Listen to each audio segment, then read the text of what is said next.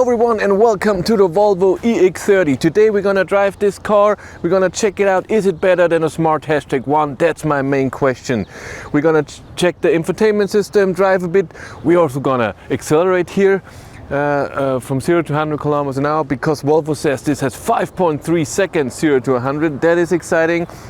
This is the single motor version.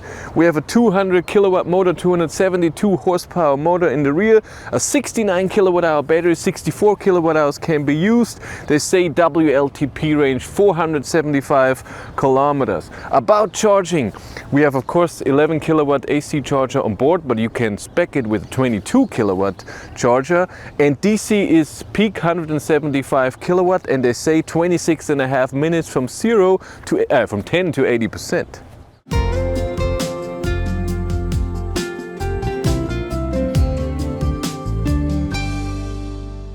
Here in the front we have the Thor's hammer, the light that is formed like Thor's hammer. It looks good. There's no pixel light, there's no turning off when you have high beam assist on. You have high beam assist, but it's just on and off. There's no special thing. It's not moving into a corner or anything. We haven't driven it at night, so I don't know how the light is. We have to wait till I get a press car. Yeah, to open the front you have to do that from inside. You cannot do it from outside, but there's no thing that you have to do, and it stays up. No stupid hook. And here we have an incredible 7-liter frunk. Even though this is the single motor, all-wheel drive, I'm guessing, has the exact same one. They didn't change it for the different motor sizes. This is how you get into the trunk. Of course, we have a button here to close the trunk. There is no close the trunk and lock the car like it is in other Volvos. This is not in here. We have a cute little Volvo name in the light, in the LED rear lights. That looks good. Then we have the floor that you can have like this if you want the trunk to be higher, or you can put it down, then you have more space. But of course, if you do it like this, then you can have your charging cable underneath here. That also works very nice. And we have a 12-volt outlet here in the rear.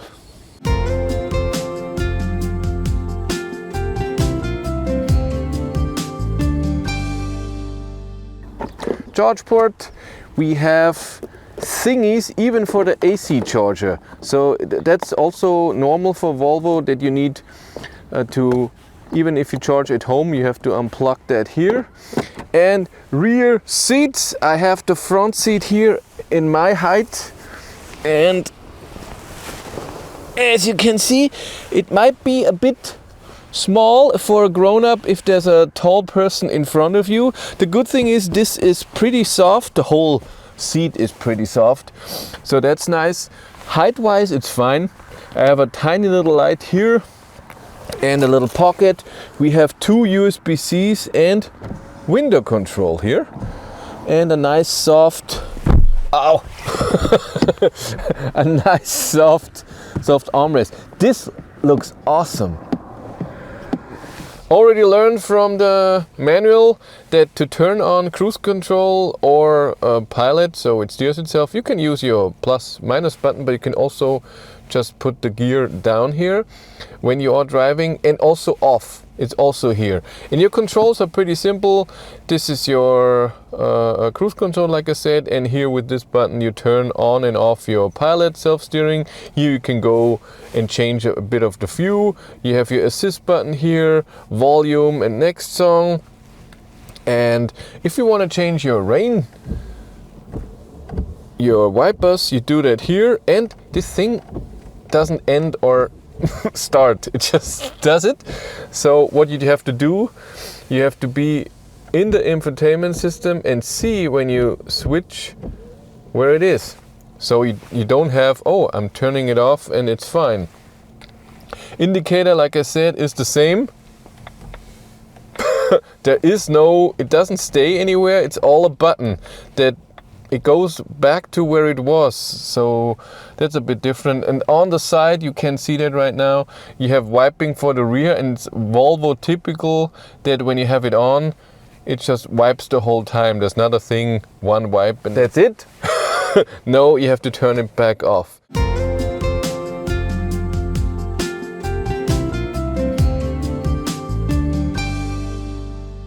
The infotainment system. Since you have almost no button at all your buttons are on the infotainment system. Like the hazards, they're here. The glove box, there's no glove box on the right, on the passenger side. It's here in the middle. You close it manually, but you open it with a button. The trunk, you open here. And you have to press it. Can you close it too from here? Yes, you can. Underneath you have your home button, all of your apps. It looks a bit different than it did in other Volvos. Your volume, your seat heating or steering wheel heating, and your climate. Everything is, this is the same. No, climate is different, sorry.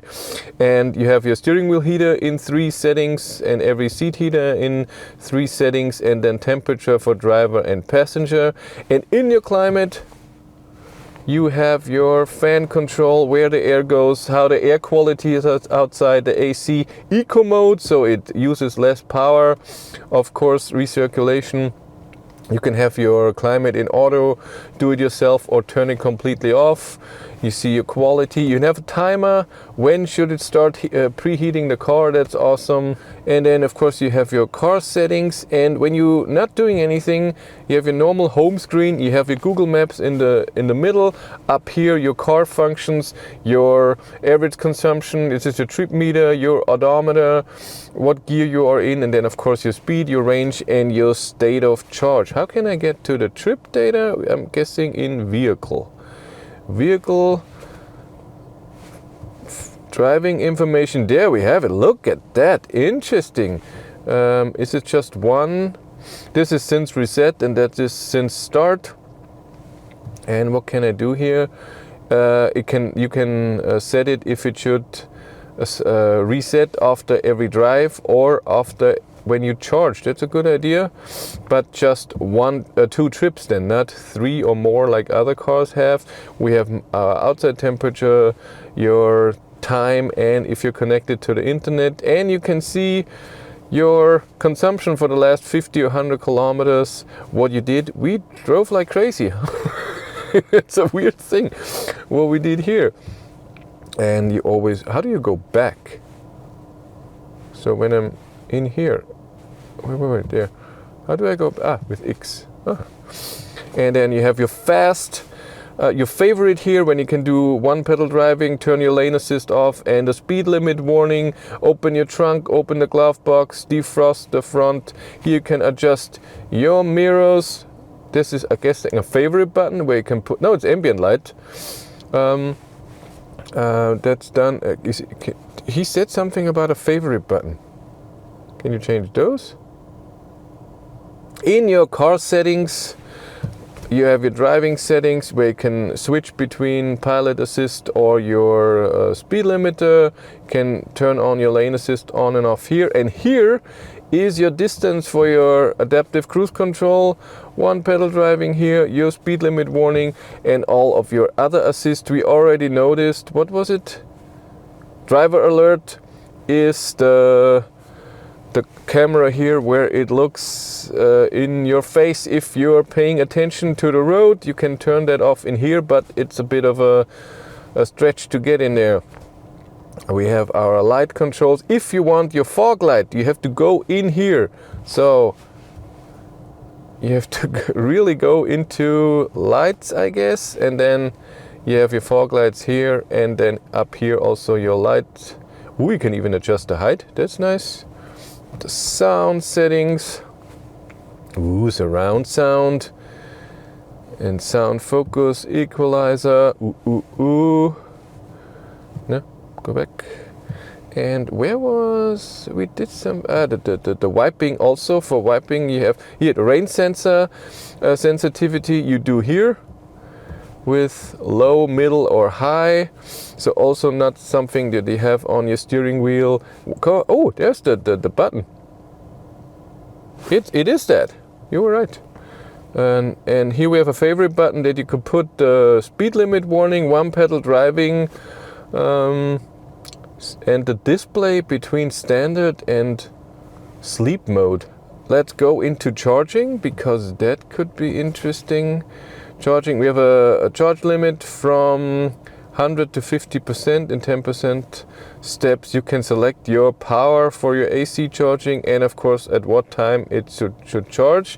Can you set when the car should be at the 100%? Well, you can set it that if you do it like this, that then at 8 a.m. it should have that charging, the charge limit reached. Yeah, ambient light is interesting since you only have 4 different settings for the ambient light and then brightness of that. You cannot select your own color, but you can have music with it.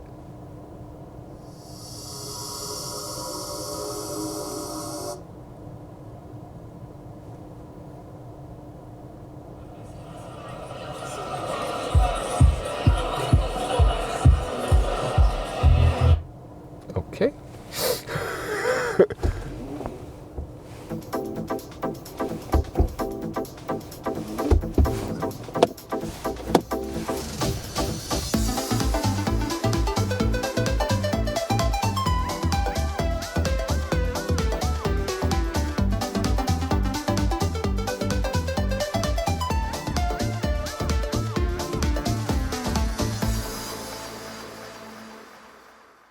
Inside the car, what I like, and all Volvos have that, you get into the car, there's no start stop button, you just get inside, sit, touch the brake and you can drive.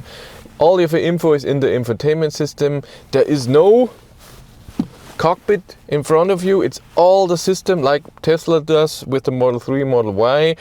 There's no buttons anywhere except for the steering wheel, the 2 stalks and the screen. Not even a physical button for the hazards. They're here.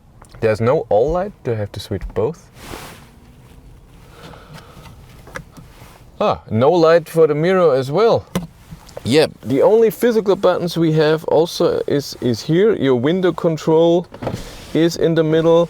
If you want to adjust the rear ones, you have to press like in ID3, ID4 and so on, even ID7. And you have your lock unlock button, which is nice. Let's drive a bit, put the car in reverse. We have a backup camera and 360-degree view, which is nice. The reversing camera, as we already see now that it's wet today, that you can have drops of water on there. There is no, so if you want one pedal driving, there is no option with your gear change or anything. It's a button in the infotainment system and it's just on or off. And it does, since Volvo does it with the brakes also, it doesn't matter if your battery is full or empty, you always have full regen. So one pedal driving, not full regen. So you don't have to adjust, oh my battery is full, I have to drive differently. I like that. Overall, we just drove 15 minutes or so. Suspension I find really comfortable. It's extremely quiet, even at 150, 160, way better than a smart #1. Very surprised, I like that. We notice many things that in other cars you can adjust with a button somewhere on the steering wheel or on the stalks, that here you have to go into the infotainment system. Light on if you don't want auto lights. Wipers, rain sensor sensitivity, distance with your cruise control and fast. Oops. Yeah, and we have the attention system on too. Here we have a camera in here that notices if I'm not looking at the road, and then you get a warning, but you can turn it off. But it's in the infotainment system under a few settings, so it's not there right away. As every EU regulation, new car, you have your lane assist that is on when you start the car. You have your overspeed warning. That means if you drive 1 km/h faster than the speed limit, you will get a sound warning. If you drive under that speed limit and again above, it will come on again. That's regulation, that is how it is, but you can turn it off pretty fast. In the infotainment system, you just go into car and then you have lane assist off and overspeed warning off. But the attention warning here with the sensor here, camera, you have to go a bit deeper. That's not there right away. Regen and power. This car, this is the single motor, big battery, 69 kilowatt hour battery, 200 kilowatt rear wheel drive, 271 horsepower. It goes, whee! And regen is also very strong. We're in one pedal drive mode. Regen is strong, it feels good. You have that also, that the pedestrian warning sound is on even if you're standing, and especially in reverse. And it feels like it's inside the car. So it's a warning sound from me. Let's accelerate 0 to 100 kilometers an hour.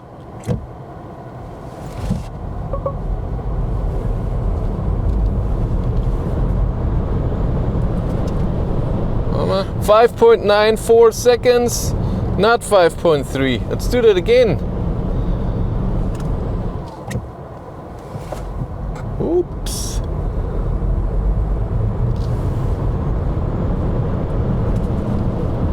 .88 seconds, the same. Let's try the adaptive cruise control a bit better here. We just learned from the pamphlet they gave us, you can turn it on here. And it's true, just the speed that you're driving with the buttons you adjust, and when you do it again, it's off. So you don't have to brake, that's good. And then adjust the speed on the steering wheel to do 105. And if you want self-steering, you press the button for self-steering and it does that. And let's see when we get a warning.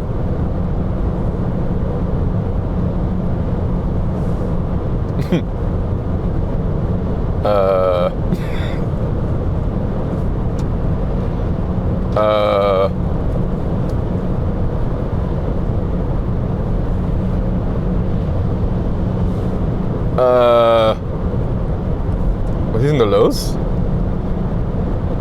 Jetzt, wow, that's a bit long. And is it a touch or a steer? I think it's a touch. Let's drive a bit faster. See how that is.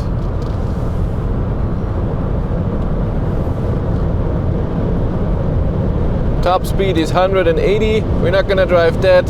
160 is enough. The steering is a bit more direct than other cars, but it's not horrible. You notice at fast speeds, tiny movement, and you feel the steering. Suspension at high speeds is good. Regen at high speeds is also good. It doesn't come in extremely fast. It takes its time. That's good for more comfort. But when you need it, then you have to touch the brake. Like this. And full power. Whee!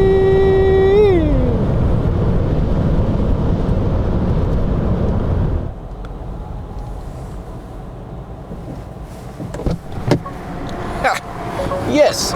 So this was our drive. It's loud here. This was our drive with the Volvo EX30. It drives really great. I like the suspension, the power, and I think they improved what they had with the smart #1. It's a really great car. It has a few things that are annoying. A lot of cars have that now. You can have good features, and I think it's a good package. So check it out, go to your dealer. Volvo has 1,500 cars all over Germany right now, and I'm pretty sure in other European countries as well, where you can test drive the car for 24 hours for free. You even get a charging card, so do that. But that's it for me. Thank you very much for watching. Have a great day. Take care. Bye.